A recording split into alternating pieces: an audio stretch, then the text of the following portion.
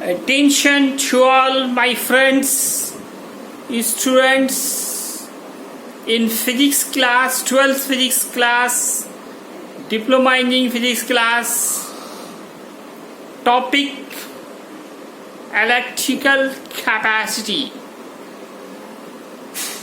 दोस्तों पिछले लेक्चर में आपने एक नए चैप्टर का शुरुआत किया था. क्या नाम था दोस्तों? चैप्टर का नाम था हमारा कंडेंसर या capacitor.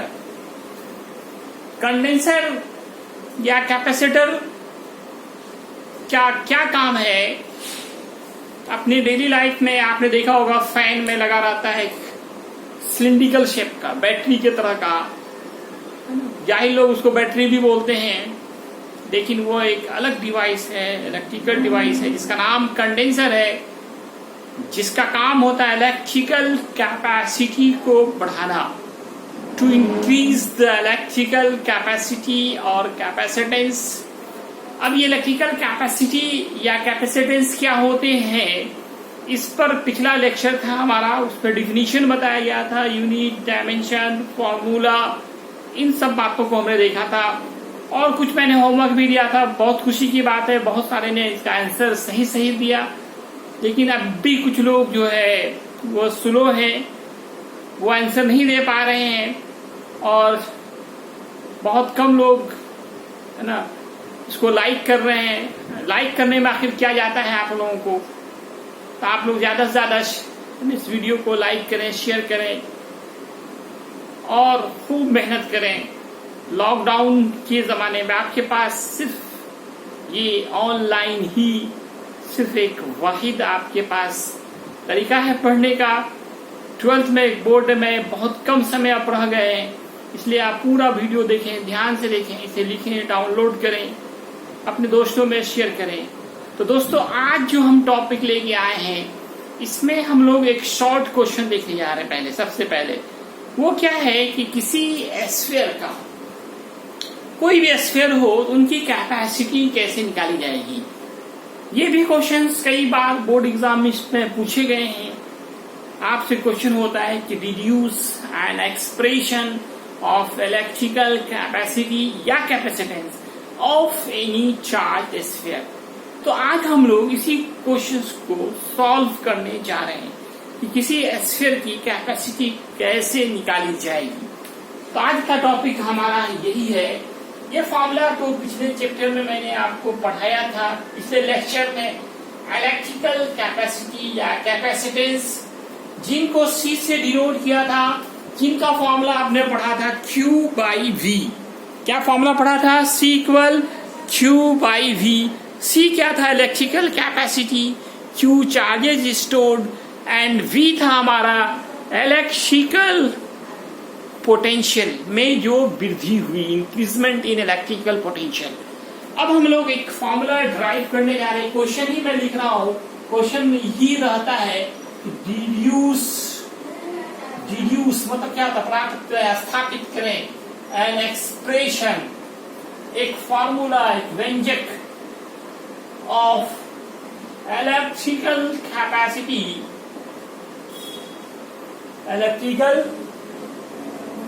capacity of any charged sphere. Charged sphere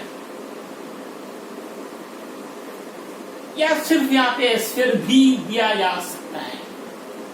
किसी स्फीयर का इलेक्ट्रिकल कैपेसिटी का व्यंजक, एक्सप्रेशन मतलब व्यंजक, फॉर्मूला, सूत्र जो है वो आप डिड्यूस करें, प्राप्त करें, एस्टैब्लिश करें.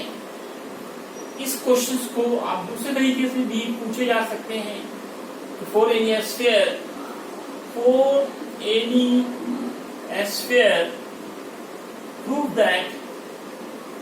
prove that electrical capacity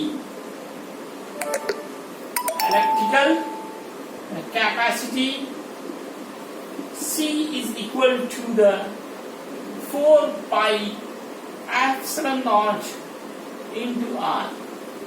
यही फॉर्मूला होता है, एक्सप्रेशन होता है। तो हो सकता है कि कभी डायरेक्ट प्रूफ करने भी का एक ही क्वेश्चन होते हैं, लेकिन पूछने का अंदाज अलग अलग होता है। आइए हम लोग इस फॉर्मूले का प्रूफ देखते हैं। प्रूफ पूछा तो प्रूफ लिखेंगे, नहीं तो आप सॉल्यूशन करके तब उसको बनाना सॉल्व करेंगे। तो चलते हैं हम लोग, पहले एक स्फीयर लेते हैं। मान लिया जाए लेट एक स्फीयर है जिसका रेडियस r है, रेडियस r, उसमें चार्ज q है। मान लिया जाए कंटेन q चार्ज। कितने चार्ज है? q चार्ज है। And which potential difference, potential जो डिफरेंस है जो प्रोड्यूस हो रहा है ड्यू टू चार्ज स्फीयर के कारण potential difference produce is potential difference कितने हैं? चार्ज जब स्टोर करेगा तो पोटेंशियल डिफरेंस में इंक्रीजमेंट होगा। पहले तो कुछ नहीं होगा, जीरो होगा। अब आप मान लो कि इंक्रीजमेंट इन पोटेंशियल डिफरेंस जो है v है। तो ऐसे कंडीशंस में किसी चार्ज स्फीयर का पोटेंशियल का फॉर्मूला आपने पिछले एक्सरसाइज में पढ़ा था। कोई स्फीयर है, रेडियस r है और चार्ज q है। तो क्या किया हम लोगों ने दोस्तों? एक स्फीयर लिया जिसका रेडियस r है, चार्ज q है। इस q चार्ज के कारण जो पोटेंशियल डिफरेंस प्रोड्यूस हो रहे हैं वह v है। तो दोस्तों पिछले क्लास में आपने v का फॉर्मूला पढ़ा था। किसी चार्ज स्फीयर का जो इलेक्ट्रिकल पोटेंशियल होता है, इनका फॉर्मूला हम लोगों ने पढ़ा था 1/4 पाई epsilon not q by r। अब बात होगी C की। निकालना हमें C है, इलेक्ट्रिकल कैपेसिटी इज व्हाट। तो C का जो फॉर्मूला आपने पढ़ा Q by V।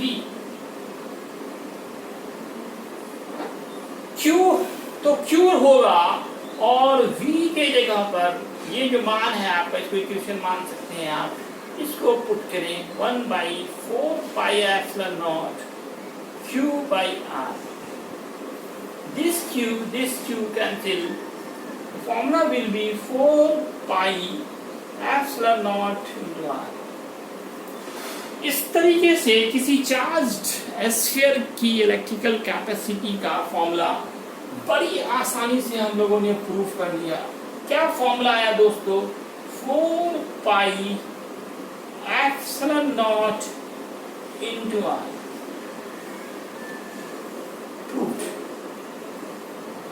बहुत ही इंपॉर्टेंट फॉर्मूला हम लोगों ने डिराइव किया।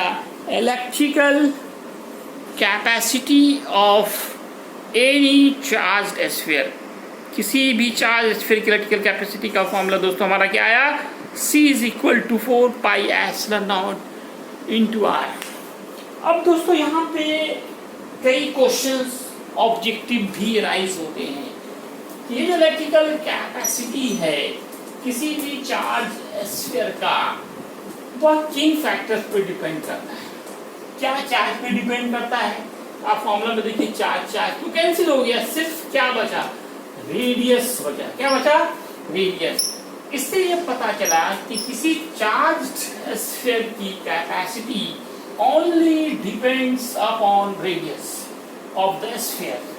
It does not depends upon the quantity of the charge. अब आप चार्ज की क्वांटिटी को बढ़ाएं या घटाएं, इलेक्ट्रिकल कैपेसिटी में कोई चेंजिंग नहीं आएगा। किसी भी चार्ज स्फीयर की जो इलेक्ट्रिकल कैपेसिटी का जो फॉर्मूला आया, क्या लिखा दोस्तों हम लोगों ने? 4 pi epsilon not into R। ये फॉर्मूला हम लोगों ने electrical capacity of any charge sphere का डिराइव किया। इससे हम कह सकते हैं C और R में क्या रिलेशन है। C और R में क्या रिलेशन है? Electrical capacity of any charge sphere का फॉर्मूला क्या देखा दोस्तों? C = 4 pi epsilon naught into R. इससे हम ये कह सकते हैं कि इलेक्ट्रिकल कैपेसिटी सिर्फ आर पर डिपेंड कर रहा है। यहाँ पे सी प्रोपोर्शनल आर के, डायरेक्टली प्रोपोर्शनल, सी ऊपर आर ऊपर।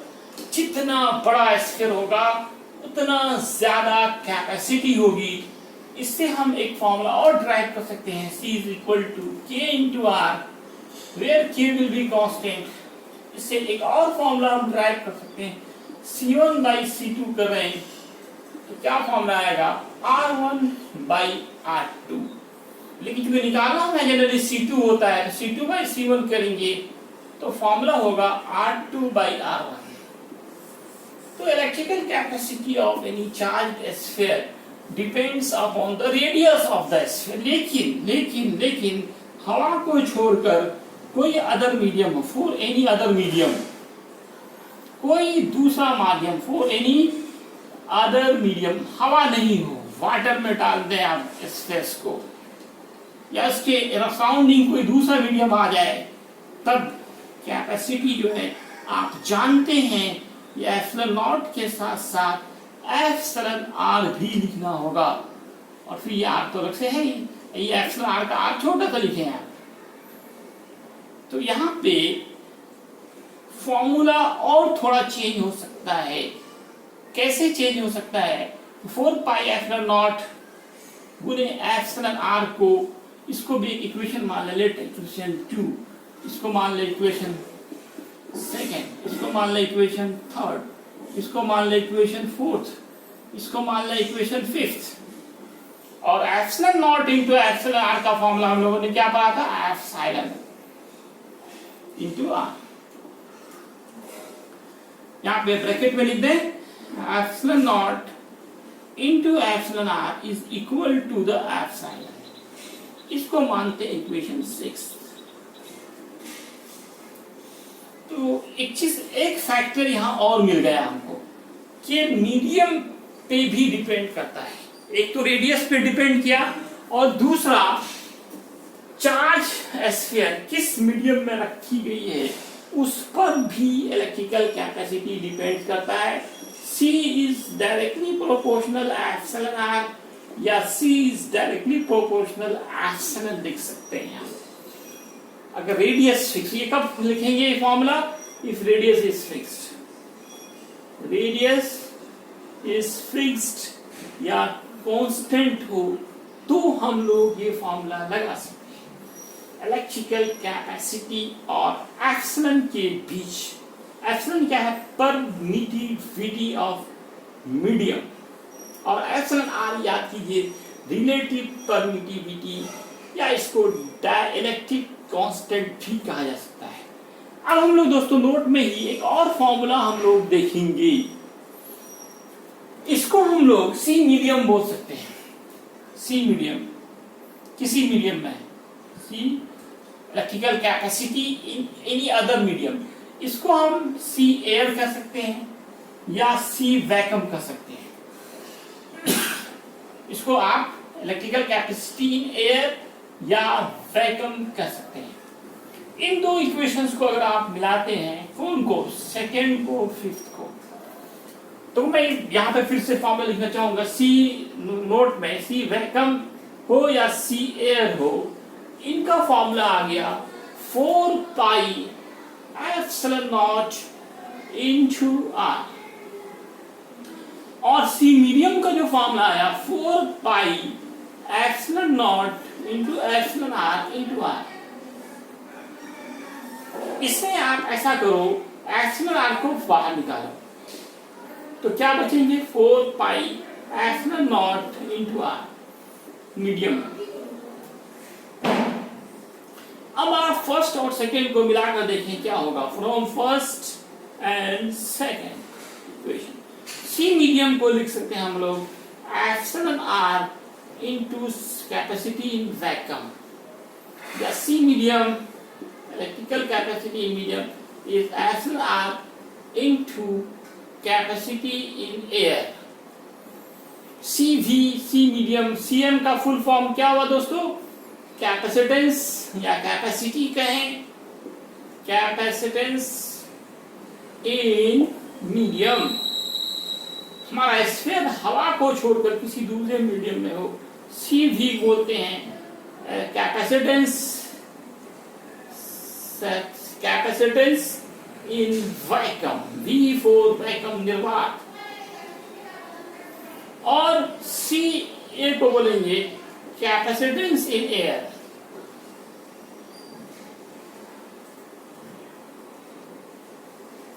तो इसे क्या पता चला, एयर में अगर कैपेसिटेंस मालूम है, किसी और मीडियम में निकालना है, तो वहां पर एप्सिलॉन आर के मान से मल्टीप्लाई करना पड़ेगा।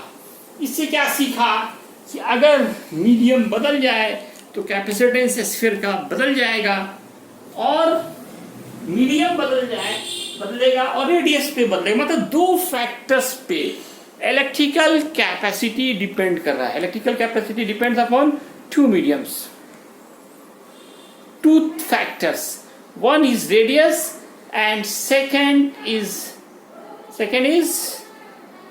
देखें पूरा नोट करें इसको।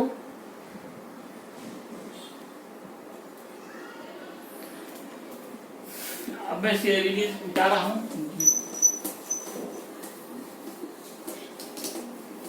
अब मैं इस पे कुछ ऑब्जेक्टिव दिखा रहा हूं जो एग्जामिनेशन में पूछे जाते हैं।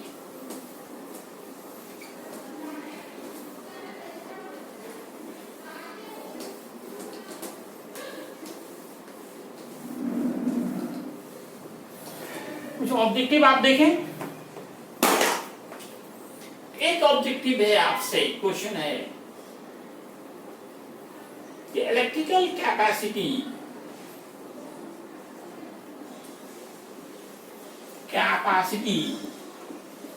of any sphere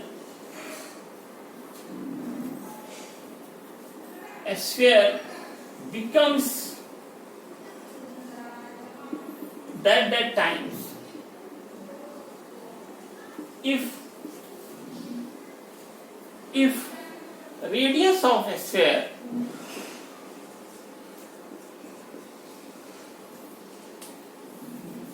becomes double या 2 times।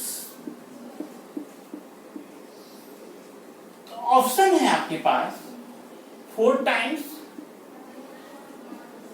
3 times, ABC यहां पे ऑप्शन में होगा आपके पास।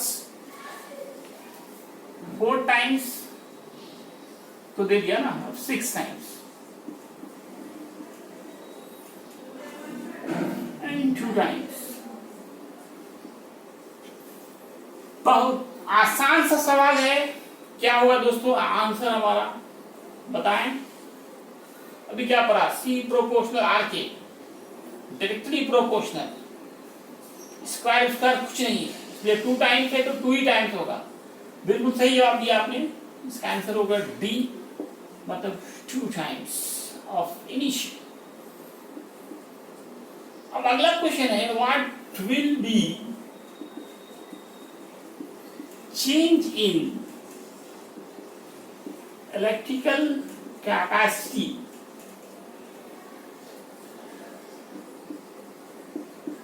of a sphere if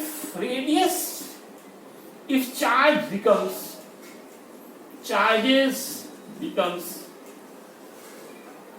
4 times of initial। Charges 4 times हो गए। आपका आंसर है, ऑप्शन है नो चेंज, 4 times, 16 times, और डी में नन ऑफ दिस। तो दोस्तों इसका आंसर क्या होगा, क्योंकि मैंने अभी बार बार ही कहा है कि जो फॉर्मूला सी का पढ़ रहे हैं उसमें चार्ज नहीं है, चार्ज कट गया था, चार्ज पे डिपेंड करता ही नहीं है। इसलिए आप यहाँ पे 4 टाइम्स, 6 टाइम्स, 8 टाइम्स, 100 टाइम्स कुछ भी हो, इलेक्ट्रिकल कैपेसिटी में कोई परिवर्तन नहीं होगा। इसलिए हमारा आंसर होगा ए नंबर, नो एनी चेंज, कोई परिवर्तन नहीं होगा। देखिए सर, इसको आप ऐसे समझिए, घर में आपका खाना अगर मान लो कि ज़्यादा बना, ऐसा नहीं आप ज़्यादा खा लेंगे, आपकी कैपेसिटी है 2 प्लेट खाते हैं तो 2 ही प्लेट खाएंगे, ऐसा नहीं आप 10 प्लेट खा लेंगे, है ना। इसी तरह से एस्फीयर को अगर आप चार्ज बढ़ाएं घटाएं, उससे कैपेसिटी में कोई परिवर्तन नहीं होता। हर आदमी का जो है कैपेसिटी, कंडेंसर के अंदर चार्ज को खाने की कैपेसिटी, हम लोगों की खाने की कैपेसिटी हर आदमी की फिक्स होती है, उससे ज़्यादा वो नहीं खा सकता है। उससे ज़्यादा खाएगा तो पेट में दर्द होगा और भी बहुत सारा प्रॉब्लम होगा, वोमिटिंग होगा, है ना। इसी तरह से हर एक एस्फीयर की भी जो कैपेसिटी है वो फिक्स होती है, चार्ज के बढ़ने या घटने से उस पर कोई इफेक्ट नहीं पड़ता है। इसलिए हमारा आंसर होगा नो चेंज। ए नंबर आंसर होगा no change.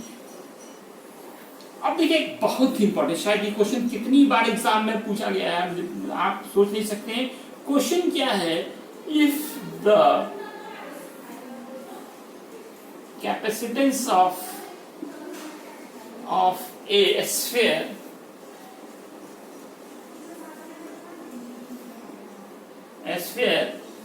of radius r,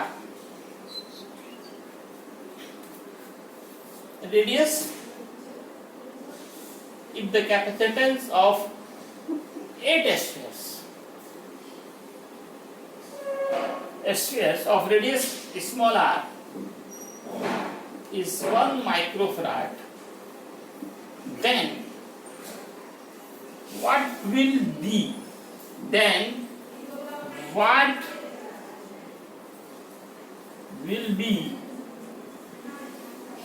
capacitance of big sphere? एक बड़ा स्फीयर अगर बन जाता है, big sphere formed by combination of these small spheres, by combination of these small spheres will be, कौन सा option होगा इसमें से आपके पास जवाब है? 8 माइक्रोफराड, बी में है 6 माइक्रोफराड, सी में है 2 माइक्रोफराड और डी में है नन। इनमें से कोई नहीं। तो दोस्तों एक बहुत ही इंपॉर्टेंट ऑब्जेक्टिव दिया गया आपको, the capacitance of 8 spheres of radius small R is 1 micro. हर एक 8 छोटे छोटे स्फीयर से सबका रेडियस इक्वल है और कैपेसिटी इक्वल है 1 माइक्रोफेराड का। 8 छोटे छोटे स्फीयर्स हैं, हर एक की कैपेसिटी 1 माइक्रोफेराड है। तो और वो सब छोटे छोटे स्फीयर्स क्या हो रहे हैं, आपस में मिल रहे हैं, आपस में कंबाइंड होकर के छोटा छोटा स्फीयर कंबाइंड होकर एक बड़ा स्फीयर बना रहा है। श्योर है रेडियस बढ़ गया। तो ऐसे कंडीशंस में पहले छोटे छोटे की हर एक छोटे छोटे स्फीयर की कैपेसिटी 1 माइक्रोफेराड है।